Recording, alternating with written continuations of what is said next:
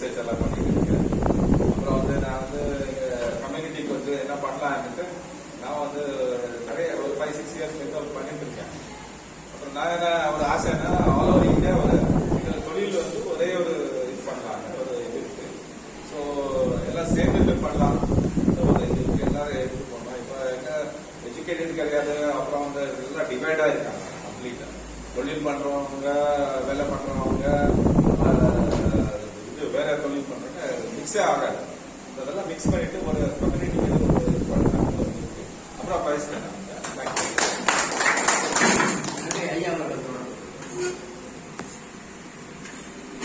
இந்த மாநாட்டினுடைய சிறப்பு வந்து இந்த புத்தகத்தை நீங்க பார்த்து இதை நீங்க கூர்ந்து பார்க்கணும். ஏன்னா இது என்ன வந்து நம்ம மருத்துவ சமுதாயத்துடைய ஒரு நம்ம மருத்துவ சமுதாய மக்கள் எவ்வளவு நம்ம வந்து பண்ணிட்டு அவர் விஸ்வநாதன் சொல்றாரு. இந்த மருத்துவ சமுதாயம் யார் பாடுபட்டாங்கன்றது முக்கியமா நம்ம சமுதாயத்தை தந்தது.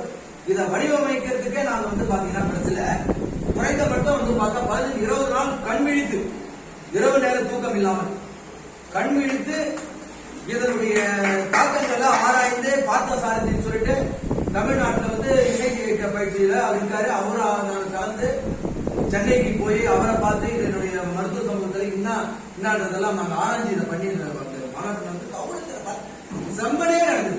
சென்ட்ரல் மினிஸ்டர் வந்து பாத்தீங்கன்னா பாராளுமன்றத்துடைய தலைவர் நம்ம நாராயணசாமி அப்ப வந்து காங்கிரஸ் கவர்மெண்ட் இருக்கும்போது அவரு தான் இதனுடைய சீஃப் வைத்திலிங்கம் சிஎம்.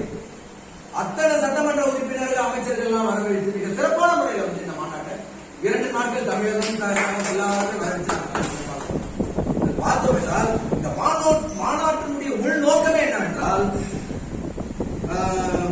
எங்களுடைய அந்த முன்பக்க அந்த அழைப்பிலேயே பாத்தீங்கன்னா மருத்துவ சமுதாய மக்களை தாழ்த்தப்பட்டோர் பட்டியலில் சேர்க்க கோரியும் அதுவரை மிகவும் பிற்படுத்தப்பட்டோர் இடஒதுக்கீடு உள்ஒதுக்கீடு வழங்க கோரியும் புதுச்சேரி அரசை வலியுறுத்த இம்மாநாடு நடைபெறுகிறது டைட்டிலே. இந்த மாநாட்டினுடைய எங்களுடைய அந்த கருவையாக ஒரு கூட்டத்திலையும் ஒரு முறையிலேயே நாங்கள் அமைச்சர்கள் அணுகி அப்ப விஸ்வநாதன் வந்து சட்டமன்ற உறுப்பினர் ஆகிறாரு. அந்த அமைச்சர் அந்த ஒரு போஸ்டிங்ல இருக்கிறாரு. மிகவும் பிற்படுத்தப்பட்டோர் இதுல வந்து ஒரு மினிஸ்டரா இருக்காரு. அவரை பார்த்து நாங்க வந்து லெட்டர் கொடுக்கிறோம். ஒரு முறை எங்களுக்கு கோரிக்கையை வைக்கிறோம். அடுத்த சிஎம் ரங்கசாமியை பார்த்து லெட்டர் கொடுக்கிறோம். அதனை சார்ந்த அமைச்சர்களை பார்த்து லெட்டர் கொடுக்கிறோம். எங்களுடைய முடித்திருத்துவ கருவிகளையும் இசைக்கருவிகளையும் வழங்குகிற சம்பந்தப்பட்ட சட்டமன்ற உறுப்பினர் அணுகிறோம். ஒரு முறையும் எங்களுக்கு இந்த உபகரணங்களை தரமான கருவிகளா வந்து எங்களுடைய அமைப்பை சேர்ந்த எங்களுடைய சமுதாய மக்களை கேட்டு அறிந்து இந்த இலவச தொழிற்கருவிகள் கொடுங்கள் என்று கந்தசாமி தமிழ்நாட்டு அமைச்சராக இருக்கும்போது வலியுறுத்துறோம். எங்களுடைய வார்த்தைகளை சரி சேர்க்கவில்லை, கேட்கவில்லை. உபகரணங்கள் தரமானதாக இல்லை.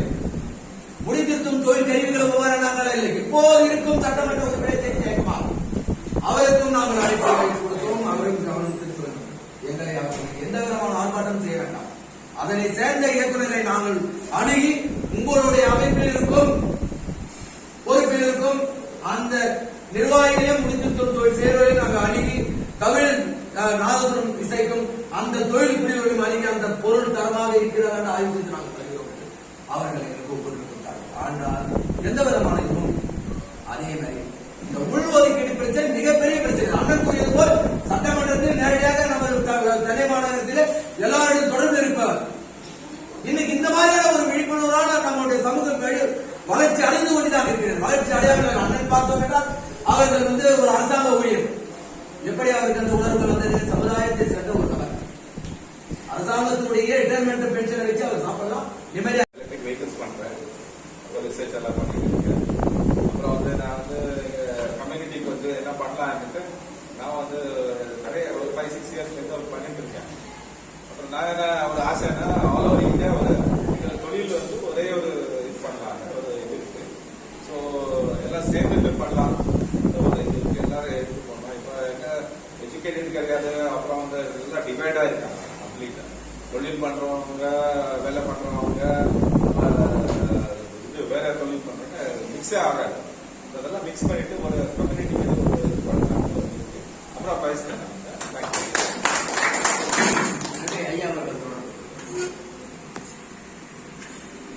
இந்த மாநாட்டினுடைய சிறப்பு வந்து இந்த பார்த்து இதை நீங்க கூர்ந்து பார்க்கணும். ஏன்னா இதுல என்ன வந்து நம்ம மருத்துவ சமுதாயத்துடைய ஒரு நம்ம மருத்துவ சமுதாய மக்கள் எவ்வளவு நம்ம வந்து பண்ணிட்டு அவர் விஸ்வநாதன் சொல்றாரு. இந்த மருத்துவ சமுதாயம் யார் யார் பாடுபட்டாங்கன்றது முக்கியமா நம்ம சமுதாயத்தை தந்தது.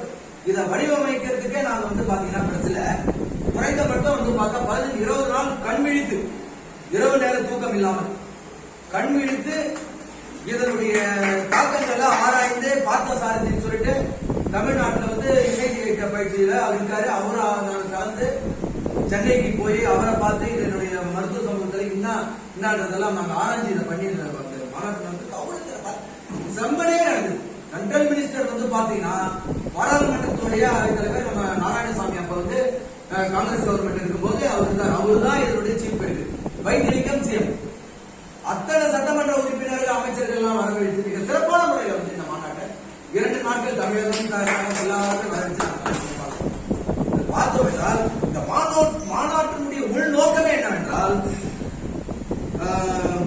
எங்களுடைய அந்த முன்பக்க அந்த அழைப்பிலேயே பாத்தீங்கன்னா மருத்துவ சமுதாய மக்களை தாழ்த்தப்பட்டோர் பட்டியலில் சேர்க்க கோரியும் அதுவரை மிகவும் பிற்படுத்தப்பட்டோர் இடஒதுக்கீடு உள்ஒதுக்கீடு வழங்க கோரியும் புதுச்சேரி அரசை வலியுறுத்த இம்மாநாடு நடைபெறுகிறது டைட்டிலே.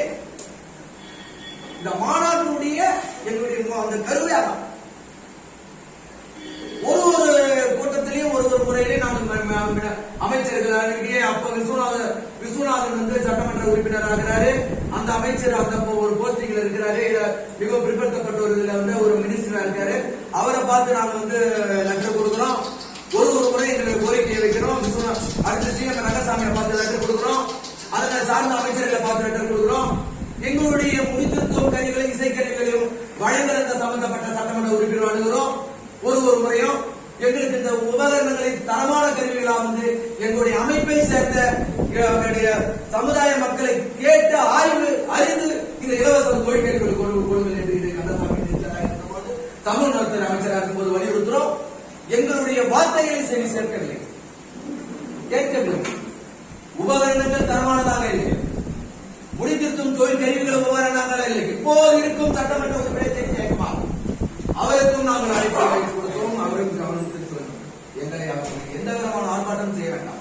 அதனை சேர்ந்த இயக்குநரை நாங்கள் அணுகி உங்களுடைய அமைப்பில் இருக்கும் பொறுப்பில் இருக்கும் அந்த நிர்வாகிகளையும் முடித்திருத்தும் தொழில் சேர்வதை நாங்கள் அணுகி தமிழ் நாதசுரம் இசைக்கும் அந்த தொழில் பிரிவுகளையும் அணுகி அந்த பொருள் தரமாக இருக்கிறதா என்று ஆய்வு செய்து நாங்கள் தருகிறோம்.